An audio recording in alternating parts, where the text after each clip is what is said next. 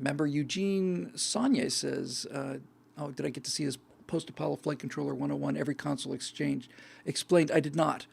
And that came in today. Sorry about that. But I have been just absolutely underwater. I'm gonna take a look at it, Eugene. It looks really like it might be pretty cool. John Frost. That's the name. Winter's coming. Winter's here. Here's what he has to say. It seems like a good question. Notions of free will, personal responsibility, sovereignty, and that of a higher moral law are fundamental to the principles of the American ideal. They are the legal justification behind our treasonous Declaration of Independence and founding. Are these concepts real or imagined? You've recently spoken of Darwin's notion of a selfish gene. Actually, it was Richard Dawkins' explanation. I don't know if Darwin ever got that deep into genes. I don't think genetic theory was really finished until he was pretty much off the scene. But anyway, but Darwinian evolution anyway.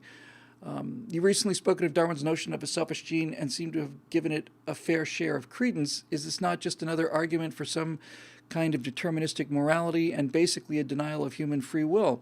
Why should this not be seen as a rendition, rather eloquent, albeit, of matters in motion, the core principle of Marx's dialectical materialism and the foundation of scientific socialism? So the question, it's a great question. So the question is, does natural law exist, or is it a creation of people? And if it does exist, then, as in built into the universe, then how why are you even talking about the selfish gene? This is a difficult one to answer. I'm going to try and do my best here. Here's how I see things, John. We're made out of matter, and we're made out of this stuff, and I think it's pretty clear that I'm not afraid of the question. I'm just trying to figure out how I can get it as clear as I possibly can. So we're made out of flesh, and clearly we have an awful lot in common with mammals, and not just genetically, although we do, but our behaviors and so on and so forth. For example, there are a lot of reasons why we faint when we see blood. There's reasons why we vomit when we smell death. There's biological reasons for this that are designed to save the individual. So I don't think there's any question that stuff exists. So the question becomes, well, it's the nature versus nurture question. How much is built in and how much is learned? Since people since you can take people from one part of the world, transplant them to another part of the world, they will absorb most of the cultural mores, and in some cases all of them. So it seems to me like this basically is hardware, and then society is the software. And it's not 100%. Some of the society and some of the philosophy, I think, is actually hardware-based, but most of it is, here's this body, here's our hormonal system, here's our fear mechanisms, all of these things that evolutionary, gave us an advantage, and I don't think those things, this is just me, myself now, I don't deny the presence of those things. So the question is, what about natural law? Is it real? And I think on reflection, I don't think it matters. And what I mean by that is whether or not it is revealed truth, or whether or not it's a theory put together by highly adaptable primates in the world. And that's what we're talking about, and that's what we do here, is we talk about things in this world. Then on some level, it doesn't really matter. If you think that natural law is a God-given force in the universe, you may be right, and I hope you're right, and I often suspect you're right. But you're not going to get the answer here on Earth. Either way. And since since what we do on Earth is what we're talking about here, on some level, where it comes from is not really important in terms of the actual behavior. It is very important when it comes to things like changing people's motivation, or whether or not they believe that this is worth fighting for, or whether or not they think this is true or not. It's all significant. But my point is that whatever the reason, if you believe in this idea, what the idea basically says is that there are moral constants that exist across virtually every human culture, and that there are absolute rights and wrongs, and we can all identify what those are. All across the world, all across the culture, people know for the real stuff, murder, rape, arson, burglary, armed robbery, assault. Pretty much around the world, that's pretty much determined by pretty much every human on the planet who's ever been here. There are some exceptions, but they're noticeable by how small they are. Everybody can agree that these things are bad. And so whether the only thing that really kind of operationally matters is, can you build a society out of flesh and bone, human flesh, human bone, aware of the fact that this desire for power and greed and all the rest of it is built into all of us? Can you build a structure strong enough in terms of the mechanics of the Constitution? Can you build one that is politically, mechanically difficult enough to stop the concentration of power? And then can you instill enough of a belief in the people of the virtue of it so that they defend it? And this is where we're getting creamed. I've been reading about the settling of Ohio in the late 1700s, early 1800s, and the amount of patriotism, civic duty. Guys would serve on juries once every 2 weeks, 20-mile, 30-mile ride through the snow for no pay. They did it because it was the right thing to do.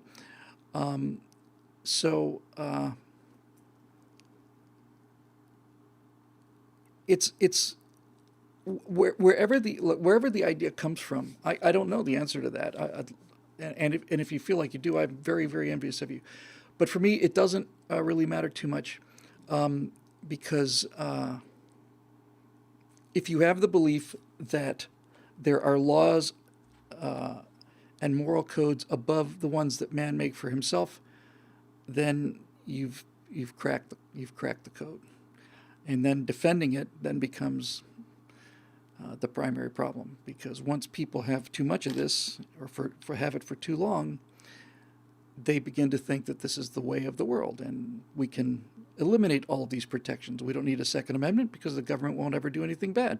It's never done anything bad before. It has, if you read history, if you find out about other people's governments, you can see it's done some very, very, very bad things. But if you don't know about those things, it's not obvious that this government would come after people with guns or put them in camps and stuff. But as time goes on, we start to see more and more people openly saying, we need to put Republicans into gulags and all the rest of it. So we're in dangerous times. And the reason we're in dangerous times is because pride is being attacked.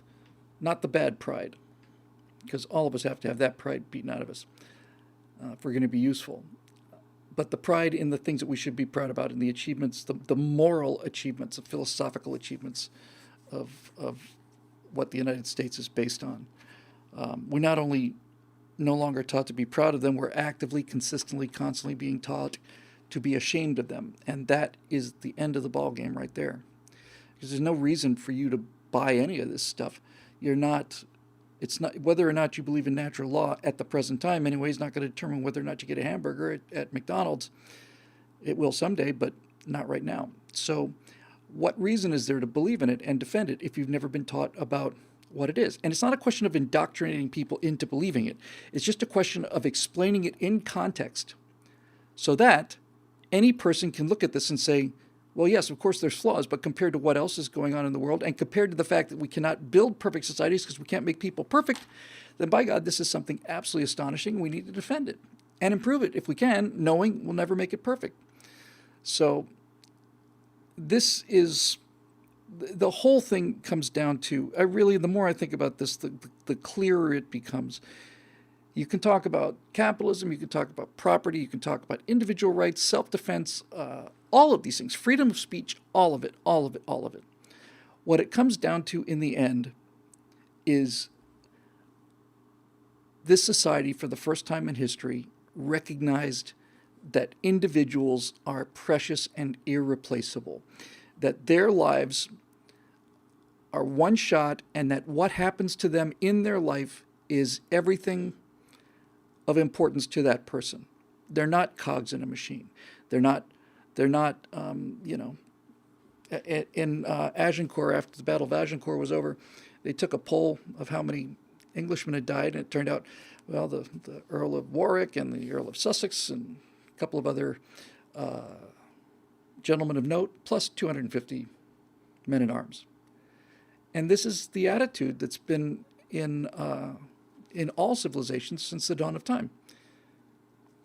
4 guys died, 4 real people died, nobility, and then a couple hundred, extras. That's the word. And a couple hundred extras. And we're the first society to realize that the extras matter as much as the lead actors do. That the death of a bowman who might have 5 kids at home and works on a sod farm, his life is as important to him, and his death causes as much anguish as it does if he's the Duke of York, or whatever the case may be. This is why this is the difference, and this is why we have the value system we do. This is why we design our aircraft, for example, as one of many thousands of examples. We put a lot of money into our aircraft and a lot of money into the military to protect the people operating the machinery. And that's not a coincidence. It's not like, oh, and by the way, it's the fundamental difference. The difference between us and the Soviets during the Cold War was the Soviets were willing to put people in nuclear submarines that had not been tested because people didn't matter. The submarine mattered. Here, the people matter, and we'll sacrifice any machine to save our people. And that's just unheard of, It's just absolutely, it's unheard of. It's so easy to take it for granted, but it's so unusual. The idea that we would send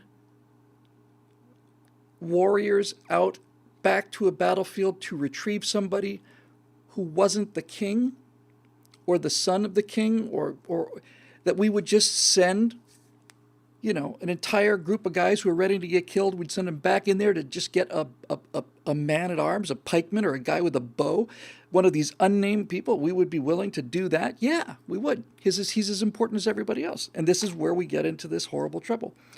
This elitism, the masses, and this contempt for regular people. And I've been studying this a long time. And I have found, needless to say, there's a couple of exceptions, but I have found that the regular people are in every way superior to the people who think that they're superior. I think that when you combine intellectual elitists, show business elitists, political elitists, news media elitists, I've met a lot of them. I grew up with them. Some of them are charming, most of them, and certainly in show business. They're charming, they're exciting, they're glittering, they're fun to be at parties with. They're easy on the eyes, and that's it. And all the things that matter,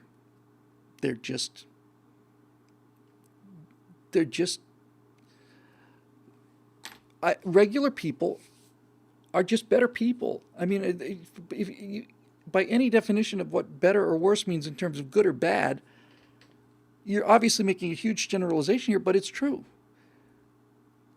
Guys like Leonardo DiCaprio will beat his chest about how much he cares about everybody else, but he's not going to jump out of his car and help a guy change a tire. but we would. And because we recognize that the regular person is as important as anybody else, it keeps us out of the biggest trouble, the biggest trap set for us in this world, at least in this society anyway, and that is the idea that we're somehow better than anybody else. That's the weird thing, you know? It's like everything here is designed to protect the individual, and at the same time, the trap that creates is that people start to think that the individual, meaning me, is not an abstract, like we're all individuals. It's me. It's this narcissism. Everything turns around me. Just look at Hillary Clinton, you know. I got off one of my favorite lines ever. I'm just proud of it. Some of you have seen the show already, but or maybe not. Maybe it's not up yet. Anyway, no, it's not actually. Steve Green's show, and I've got to get the elements for that out. So Steve Green was saying that Bernie doesn't want to win. And he makes a good case that Bernie doesn't want to win because he keeps throwing away all these advantages to, go for the jugular. And he mentioned the time in the 2016 campaign, right in the very first debate, I think, where Hillary's emails was big red hot topic. And right in that, I think it was the first debate. If it wasn't, it was the second. Bernie Sanders comes up there and says, look, let me just say, nobody cares about this email thing. Nobody cares. He just basically had the strongest weapon he had against Hillary Clinton, and he just handed it to her, hilt first with the blade facing towards him, handed it to her. And I was listening to this, and I remember her face, and I said, did you remember Hillary's face when he did that? Hillary Clinton looked like somebody had just given her a huge sack of Dalmatian puppies. That's the expression she had on her face. I just thought that was fun. Anyway, we'll do a couple more here at BillWhittle.com. We'll swing over to Facebook, and yeah.